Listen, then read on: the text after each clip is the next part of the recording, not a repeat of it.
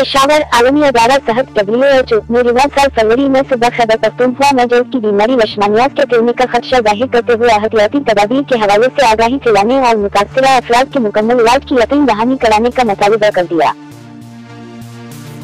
साबिक अफगान सदर हामिद करज़ई ने भारतीय अखबार दी हिंदू से बात करते हुए कहा कि नया कानून जिसमें मुसलमानों को शामिल नहीं किया गया है और 3 ममालिक के हिंदू, सिख, जैन, बुद्ध मत, मसीही और पारसियों को शहीद देने का कहा गया है, उसे सबके लिए होना चाहिए।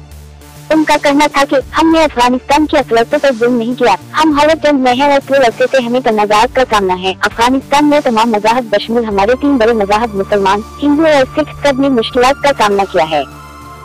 लाहौर हाई कोर्ट LHC ने साबिक वज़ीर-ए-आज़म नवाज शरीफ का नाम कंट्रोलिस्ट PCL से निकालने के मामले पर समाअत के दौरान कहा है कि अगर हुकूमत को नवाज शरीफ की मेडिकल रिपोर्ट पर एतराज़ है तो वे कानूनी रास्ता अख्तियार करे।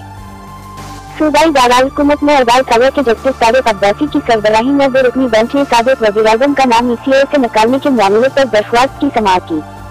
दौरान समाअत नवाज शरीफ के वकील ने अदालत को बताया कि उनकी मवक्किल को हाई कोर्ट ने एक मुद्दा मुल्क से बाहर जाने की इजाजत दी और अभी नवाज शरीफ का बैरून मुल्क इलाज जारी है, जबकि नवाज शरीफ की तबीयत ठीक नहीं है।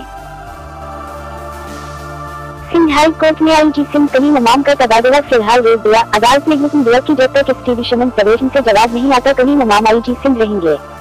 अदालत ने कहा कि सिंध हुकूमत की जानिब से IG की तब्दीली के खत का जवाब नहीं मिला। सुबह और वफाक की मुशावरत के बाद IG तब्दील होगा। एक्सट्रीडिशन परवेशन के जवाब पर कलीम इमाम IG सिंध रहेंगे।